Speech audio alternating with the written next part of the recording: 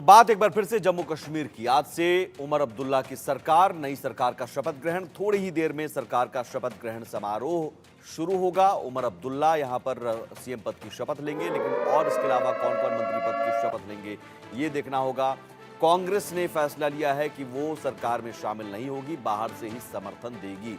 इस शपथ ग्रहण समारोह में मल्लिकार्जुन खड़गे, राहुल गांधी शपथ ग्रहण में शामिल होंगे, अखिलेश यादव, वेणुगोपाल शपथ ग्रहण में शामिल होंगे और इसके अलावा ममता बनर्जी और स्टालिन को भी निमंत्रण दिया गया है, लेकिन वो आएंगे कि नहीं इसे लेकर अभी कंफर्म न्यूज़ नहीं है। हमारे साथ आज 3 मेहमान इस टॉपिक पर जुड़े हुए हैं। हिमांशु भट्ट वरिष्ठ पत्रकार, अरविंद मोहन वरिष्ठ पत्रकार हैं, स्वागत है सर आपका। और शेख बशीर है नेता JK-NC के। शेख बशीर साहब, सबसे पहले आपका ही रुख करूंगा।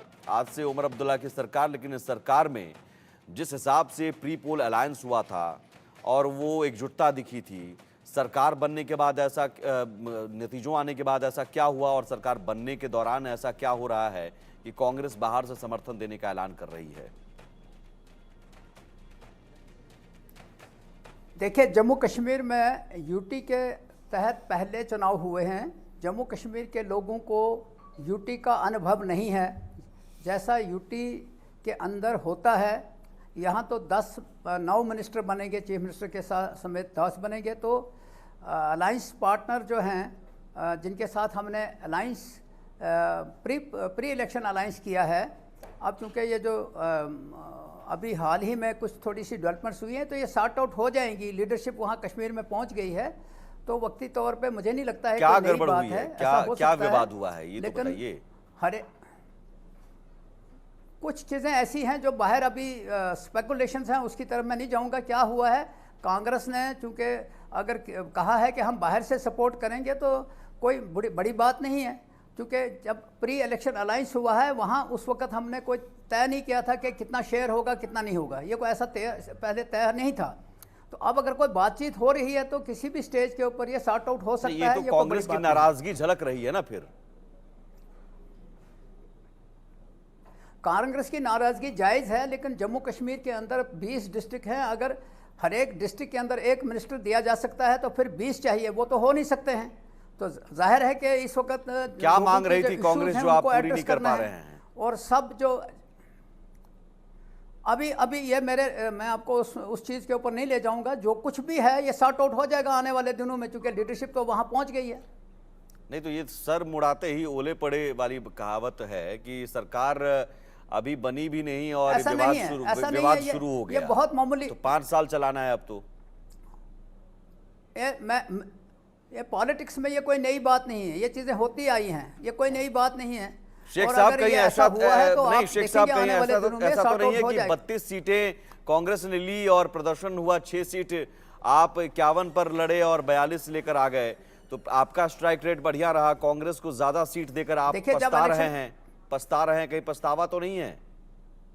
नहीं ऐसी, देखिए पहली बात यह है कि अलायंस जो है वो बड़े कॉज के लिए हुआ है और सीटों का बंटवारा करते वक्त बाज़ाब्ता तौर पे आपस में बहस मुबासा करके फैसला हुआ कि हमने यहाँ लड़ना है, यहाँ नहीं लड़ना है। कांग्रेस की परफॉर्मेंस जम्मू के अंदर एक्सपेक्टेशन के मुताबिक नहीं हुई, ये मान के चलते हैं। लेकिन अब जो मैंडेट जिसको मिला है उस मैंडेट के मुताबिक आगे चलना है। कांग्रेस को कम सीटें देते और अपने पास ज्यादा सीटें रखते तो शायद आंकड़ा ये और ज्यादा बेहतर होता। आप अकेले दम पर बहुमत ला सकते थे। मुझे नहीं लगता है ऐसा सिचुएशन। ये आपका परसेप्शन, ये आपका परसेप्शन है। जम्मू कश्मीर में नेशनल कॉन्फ्रेंस एक हिस्टोरिकल पार्टी है, ये मूवमेंट है, ये पार्टी नहीं है, एक मूवमेंट है, इसकी एक ठीक है। मैं एक्सपर्ट्स जो हमारे साथ वरिष्ठ पत्रकार जुड़े हैं उनके पास भी जाऊंगा, लेकिन मैं आपके से अभी एक सवाल सीधा सा, नेशनल कॉन्फ्रेंस को कांग्रेस की जरूरत है?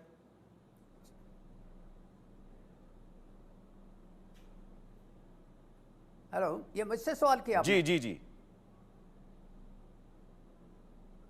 ये आप क्वेश्चन मुझसे कर रहे हैं कि जी आपसे ही सवाल है, बहुत सीधा है सर, तो आप चूंकि घुमा फिरा के जवाब दे रहे हैं। ये मैं आपको बताता हूं। कल डॉक्टर फारूक साहब ने स्पष्ट लफ्जों में कहा है कि अगरचे नेशनल कॉन्फ्रेंस के पास मेजॉरिटी है, लेकिन उसके बावजूद हम सबको साथ लेके चलेंगे, क्योंकि जम्मू कश्मीर एक सेंसिटिव स्टेट है। इस स्टेट के इश्यूज बड़े सेंसिटिव हैं और हर एक को ऑन बोर्ड लेना पड़ेगा। ठीक है, अरविंद मोहन जी। क्या ये एक संदेश है कि भाई कांग्रेस के लिए एक संदेश है कि आप साथ रहें ना रहें हमें फर्क नहीं पड़ता है?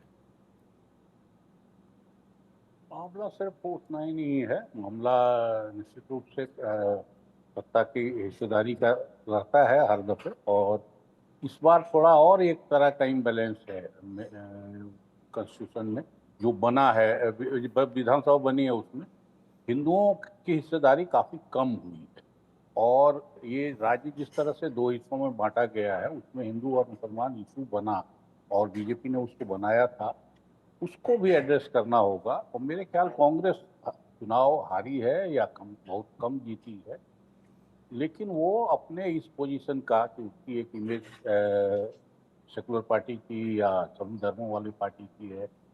विधायक भी मेरे ख्याल एक निर्दलीय हिंदू विधायक कोई हैं जो सपोर्ट कर रहे हैं, सरकार के समर्थन में आए हैं। तो इसलिए ये सब इशू भी होंगे। फिर बाकी भी ये जो जिसके लेके सबसे बड़ी बात रही चुनाव में कि स्टेटहुड की डिमांड सबसे पहले हो, उस पर भी कांग्रेस पोजीशन लेने से मेरे ख्याल बचना चाहती होगी। सीधे चुनाव भर तो उसने पोजीशन नहीं लिया, लेकिन जब सरकार में पार्टी होगी तो उसको उसका हिस्सेदार तो बनना पड़ेगा अगर ये रेजोल्यूशन जाता है स्टेट गवर्नमेंट की तरफ। तो इसलिए मुझे लगता है कि कांग्रेस काफ़ी चीज़ें जोड़ घटा के ये फैसला कर रही है। सिर्फ नंबर ऑफ मिनिस्टर्स वाला मामला नहीं होगा। मुझे लग रहा है कि ठीक है। वो भी एक इशू होगा, रहता है आमतौर पे, लेकिन सिर्फ वही मसला नहीं है। लेकिन हिमांशु भट्ट जी, मैसेज तो जा रहा है सिंपल कि सरकार में शायद हिस्सेदारी मन मुताबिक नहीं मिल रही है, इसलिए आखिरी वक्त में ये फैसला लिया जा रहा है। आखिरी वक्त में नहीं भैया, उसी दिन तय होगा ना जिस दिन नतीजे आए थे। आप 36 बैठकों के ऊपर लड़ोगे और खाली 6 जीतोगे, 18% का स्ट्राइक रेट, और सामने 50% वाली स्ट्राइक रेट वाली पार्टी है, तो वो पार्टी तो सीधी बात करेगी ना भैया अलायंस के अंदर। और यही बात हुई है। उमर अब्दुल्ला ने चुनाव के पहले क्या कहा था, वो 370-35 से बहाल करेंगे। चुनाव के बाद एक भी बारी बोला उन्होंने कहा स्टेटहुड, जिसकी बात तो बीजेपी भी कर चुकी है।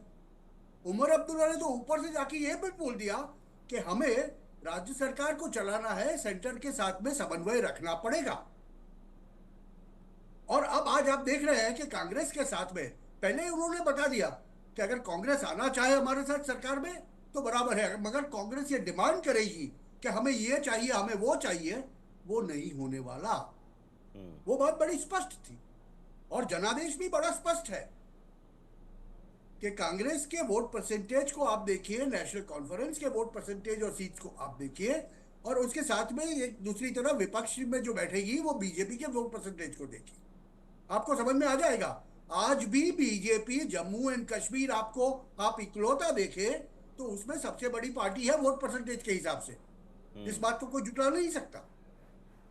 और ऐसी स्थिति में जब राज्य सरकार चलानी हो तो आपको केंद्र से काफी सहूलियत चाहिए, और ये तो यूनियन टेरिटरी है, सरहदी राज्य है, तो यहाँ पर सुरक्षा का पूरा इंतजाम अगर सेंटर के पास रहने वाला है तो उमर अब्दुल्ला के पास रहेगा फिनांस। अभी देखिए, मैं बड़ी सीधी बात कर रहा हूँ जी। और वो फाइनेंस में से कितना वो काम सरहदी राज्य होने के बावजूद त्रासवाद से ग्रस्त है वो पिछले कई सालों से।